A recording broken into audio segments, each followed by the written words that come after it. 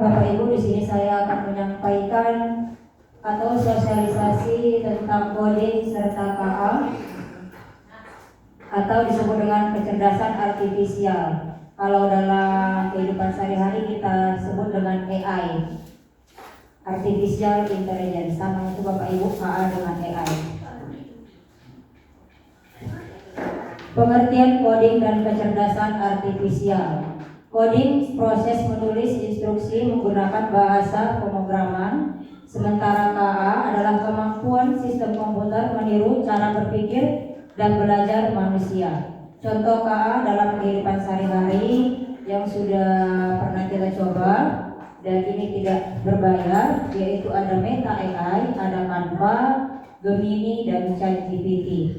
Kalau untuk black box AI ini ada pemakaian terbatas, beberapa kali pemakaian maka dia tidak bisa lagi digunakan di hari itu. Tujuan sosialisasi: 1. Mengenalkan konsep coding dan KA kepada guru SMK, kemudian meningkatkan kompetensi guru dalam era digital, mengintegrasikan teknologi dalam pembelajaran, dan mempersiapkan peserta didik menghadapi dunia kerja 5.0. Manfaatnya, pembelajaran lebih interaktif dan menarik, kemudian membantu guru membuat media belajar digital otomatis, meningkatkan efisiensi waktu dan hasil belajar. Saya sering menggunakan ini untuk LKPD. Saya minta tolong sama Gemini, buatkan LKPD tentang misalnya makhluk hidup dan lingkungannya untuk tata busana kelas 10, maka dia akan muncul langsung media belajar untuk anak-anak. Contoh coding dan KA dalam kehidupan sehari-hari ada chatbot, ChatGPT, Siri, Google Assistant, kemudian ada aplikasi rekomendasi makanan dan wisata, contohnya GoFood, GrabFood, penerjemahan otomatis, ChatGPT juga bisa, Google Translate dan Wordly, pendeteksi wajah, jari dan suara itu ada di aplikasi handphone kita. Itu juga termasuk AI ya Bapak Ibu, untuk pendeteksi wajah, jari dan suara. Kemudian ada KA pembuat soal dan ringkasan materi, Gemini, dan ChatGPT juga bisa membantu kita dalam pembuatan soal dan ringkasan materi. Contoh KA dalam pembelajaran SMK pariwisata. Yang pertama, Tata Boga. Ada aplikasi resep otomatis, ada meal practice, ada set, ini bukan chat ya, set GPT, kemudian ada Supercook. Ini dia logo dari aplikasi tersebut. Kemudian kalau untuk tata kecantikan, simulasi rias wajah AI, ada L'Oreal Paris Makeup Try On, kemudian ada personalisasi dan ada You Can Makeup. Ini logo ikonnya. Selanjutnya ada tata busana, aplikasi untuk desain, ada Style 3D AI dan ada Resleaf.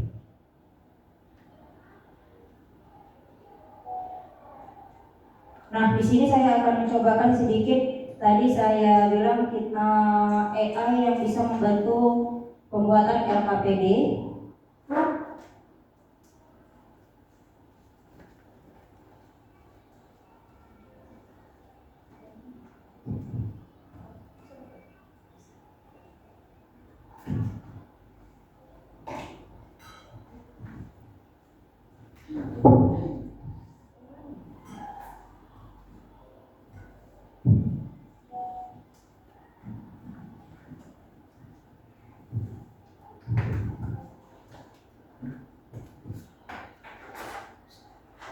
Tadi saya sampaikan di ChatGPT, ini saya buka kian ChatGPT-nya, kemudian di handphone juga bisa ya. Di handphone juga bisa kita buka ChatGPT-nya, download aplikasinya atau melalui Google. Tinggal ketik, buatkan saya LKPD, misalnya makhluk hidup dan lingkungannya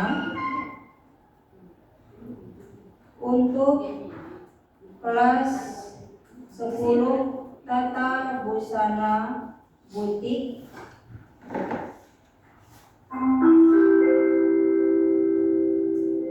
Saatnya jam 6 dimulai.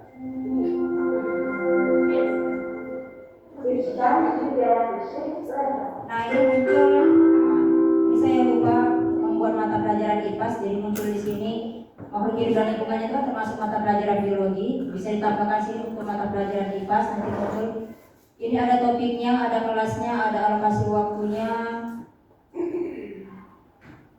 ada kompetensi dasarnya, kemudian ini lanjut.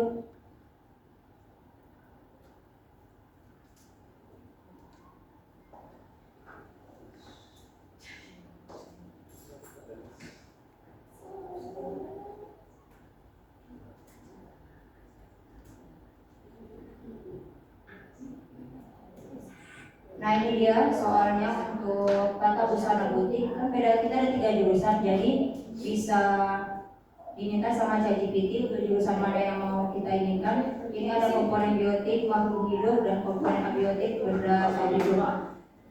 Ini contoh soalnya yang akan diberikan kepada siswa. Kemudian kalau misalnya kita mau buat ini dalam bentuk Word, nah ini, jika kamu menginginkan file dalam bentuk Word, dokumen atau PDF, atau tampilan lebih visual, misalnya dengan tabel, siap cetak atau infografik, saya bantu buatkan juga. Ingin lanjut ke sana, maka saya buat iya.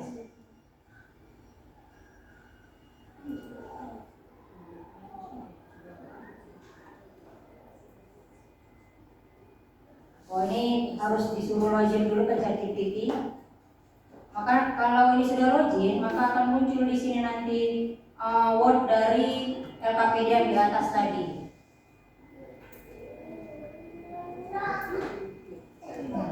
Oke, saya lanjutkan ke Chrome ya, karena waktu kita juga tidak banyak.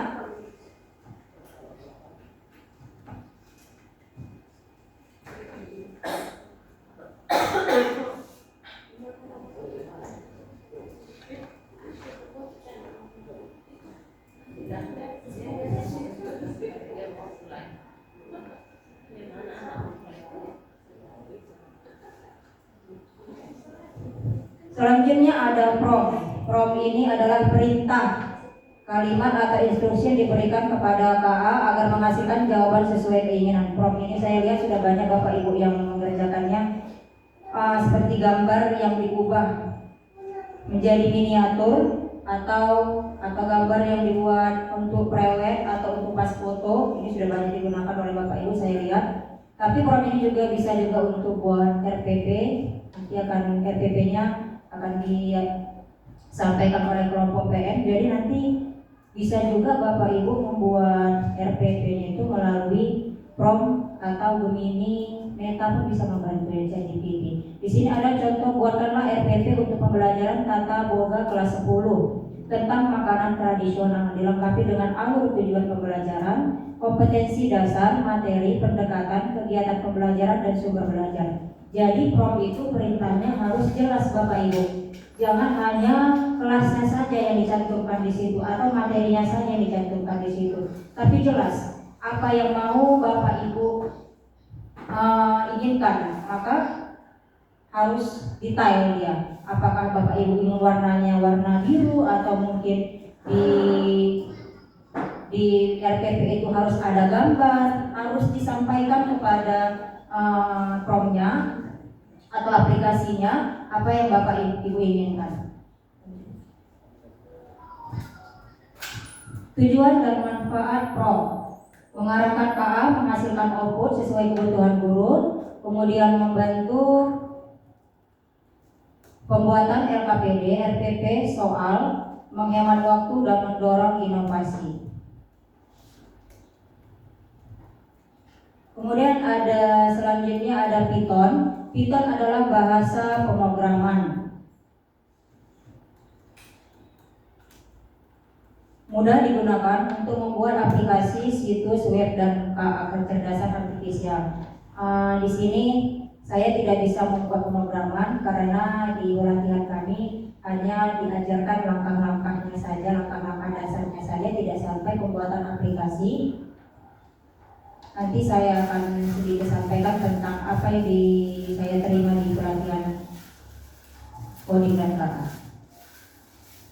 Tujuan dan manfaat Python: mengajarkan dasar logika pemrograman dan berpikir sintesis. Manfaatnya: bahasa populer di industri teknologi, dapat digunakan di bidang pariwisata dan kuliner. Nah, ini ada contoh Python, sudah saya screenshotkan. Yang diajarkan di pelatihan coding dan KA itu, Python itu kita buka dulu aplikasi Pythonnya, langsung saja ya Bapak Ibu.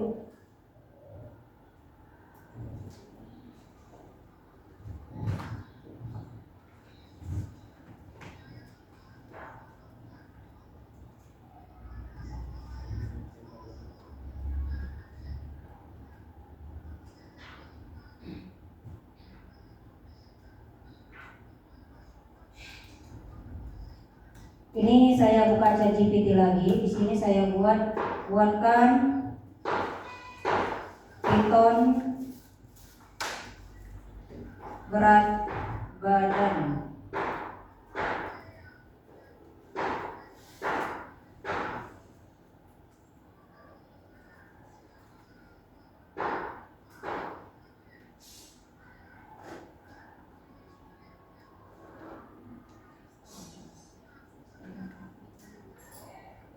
Nah, ini muncul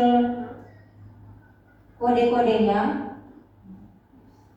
Ada muncul kode-kodenya, dan alhamdulillah saya tidak ngerti bagaimana nih kodenya ini, karena saya juga belajar di situ tapi kurang mendapatkan pemahaman tentang kode ini. Jadi aplikasi ini sudah langsung menyediakan kode-kode tersebut. Kita copy kode,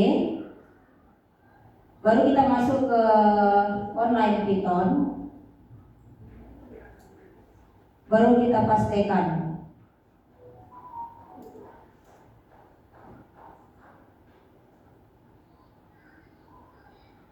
Run. Nah, di sini masukkan berat badan, misalnya berat badannya 50. Kemudian tinggi badannya berapa Bu Linda? 153. Entarkan, maka Python akan menjawab bahwa BMI Anda adalah dengan berat badan normal. Nah, ini dia contoh yang saya pelajari di sana. Ada juga sebenarnya, itu sudah saya ajarkan kepada siswa, tapi khusus kelas 10 saja karena saya masuk kelas 10. Ada hal yang tidak saya ajarkan kepada mereka seperti rumus matematika, cara menjawab cepat, karena itu tidak seharusnya kan diajarkan pada siswa. Bagaimanapun matematika itu ada tahap-tahapannya untuk menjawab soal-soal tersebut. Jadi di sini juga bisa sebenarnya kita membuat rumus. Kita buat di sini, buatkan rumus balok.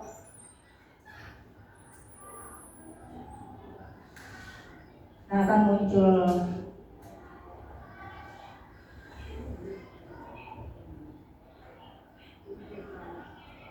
buka saya Python ya, buatkan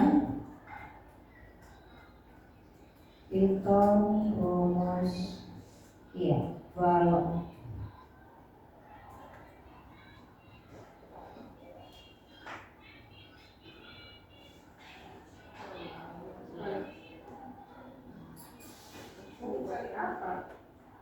Nah, ini muncul dia kodenya, copy kodenya, kemudian masuk ke online Python. Kita masukkan lagi ke ini, kita delete dulu ini, baru paste. Iya, di run. Nah, ini mungkin bisa dibantu oleh Bu Purba. Ini panjang nilainya proses kode 1.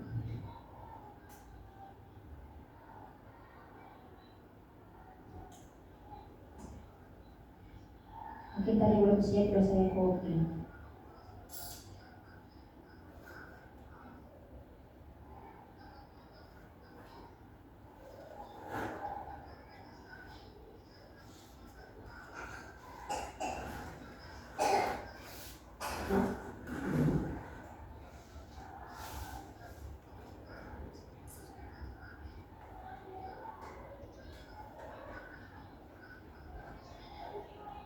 Nah, masukan panjang balok kira-kira berapa tuh keluar? Masukan panjang balok 10. Kita entarkan. Kemudian lebarnya Bu? Panjang 10, lebar 5, tingginya 12. Nah, maka akan muncul di sini berapa jawaban dari volume, luas permukaan, dan panjang diagonalnya. Tapi ini tidak saya ajarkan kepada anak-anak karena akibatnya fatal ya. Enggak pakai rumus Bu, cara cepatnya. Takut saya nanti ketika saya ajarkan sama anak-anak, mereka menjawab ujiannya iya berganda, jadi langsung tanpa ada jalan langsung ada jawabannya, langsung benar semua nanti jadinya kan. Nah, jadi tidak saya ajarkan kalau yang rumus kepada anak-anak, saya hanya mengajarkan berat badan, suhu,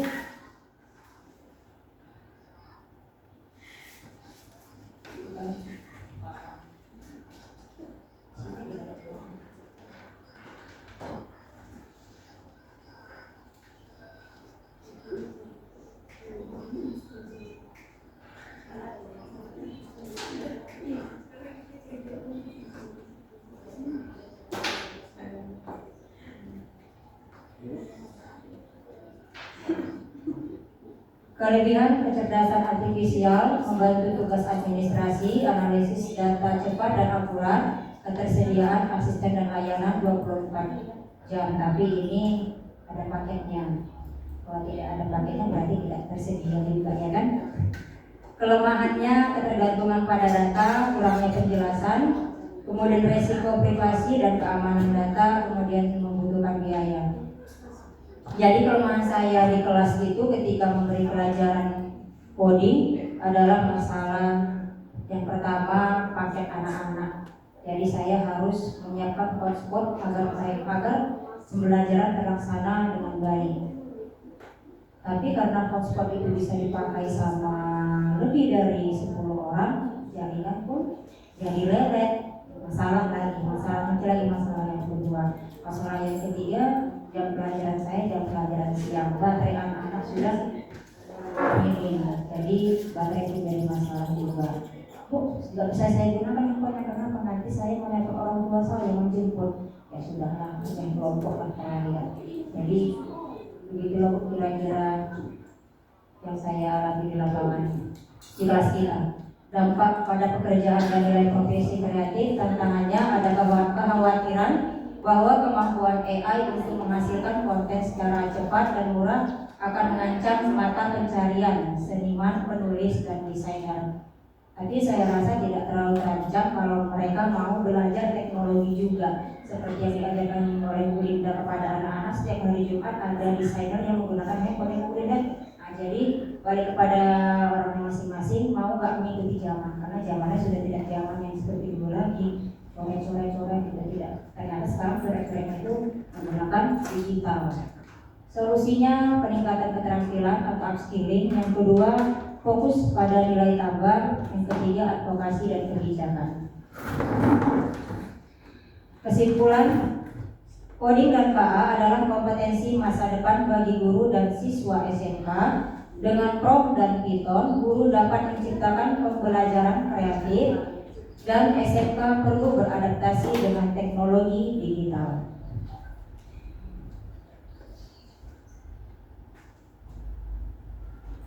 Penutup dari saya, guru hebat bukan hanya mengajar, tetapi terus belajar dan beradaptasi.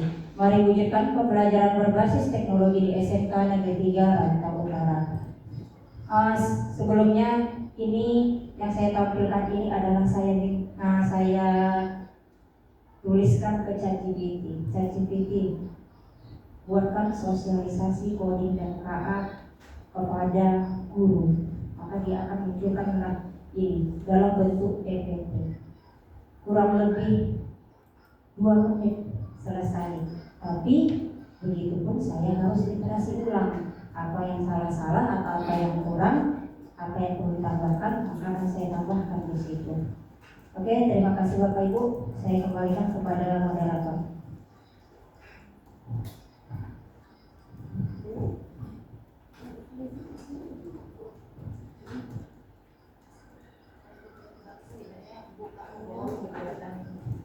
Saya